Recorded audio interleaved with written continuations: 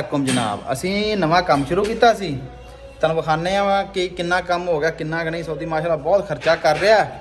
ये उन्हें एक वाशरूम बनाया, व्लॉग सिर्फ उनके वास्ते बनाया, उन्हें बड़ा खर्चा कर छड़ा। 2 बारी टाइलां लवाइयां, 2 बारी कुर्सियां, वाशरूम नाले असीं विखाने साडा किन्ना काम खत्म हो गया तो किन्ना कि नहीं, किन्ना क रह गया। ए जनाब आ उपर वाला सुराख बंद कर दी, ए साडा काम सी।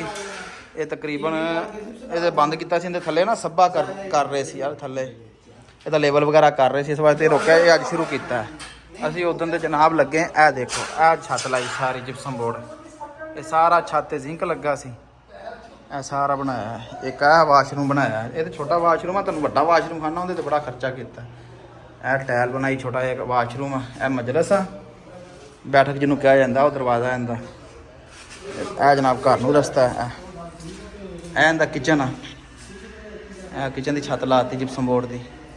हम साइडा का किचन बनाएगा, अगले ब्लॉग च आएगा इंशाल्लाह।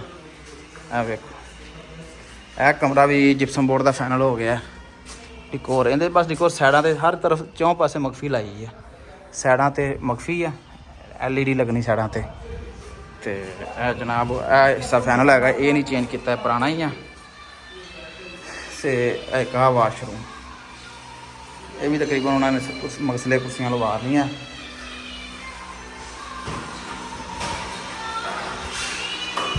एक आ कमरा मुंडा रंग कर रहा है। देखो ये वाशरूम बनाया है, चलो इस वाशरूम से बड़ा खर्च की कर रहे हैं नासर, सफाई कर रहे हो, चलो ठीक है।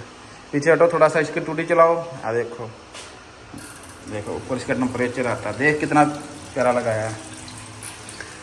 देखो मकसला लाया कितना प्यारा, कुर्सी लाई है, यह चीज़ ये साइडा तो मखफी। ये माम वाशरूम चालू करता वा ताकि एक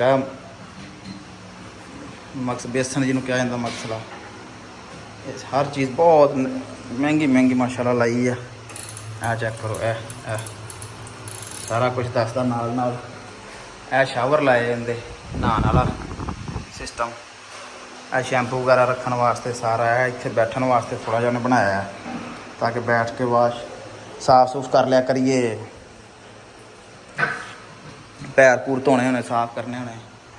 देखो एक एक चीज़ है, सारा जाविया लगा है, किनारियाँ लगियाँ, शावर बने हैं नहाने वास्ते, अभी चलते भी चलते। सारा उपर मक्खी लाती साइडा से, एग्जास्ट फैन मक्खी, सादा ग्रे कलर च। फिर वड्डी गल सुच भी उस कलर के लिया के लाए है, जिस कलर का टाइल लगी उस कलर के सुच लाए है।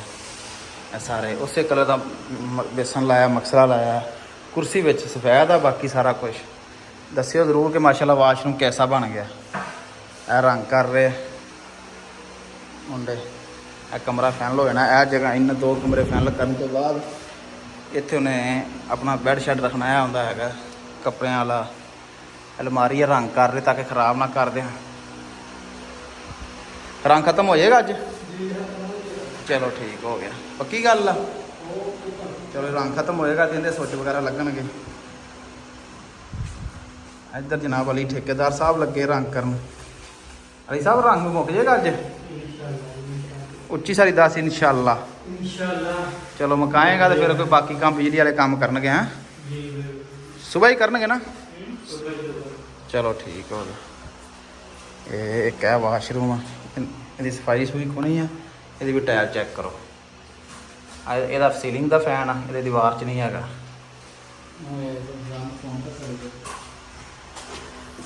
मैंने क्या जी कौन काम बंद करता सी, जाना अगे के कैमरे चलान।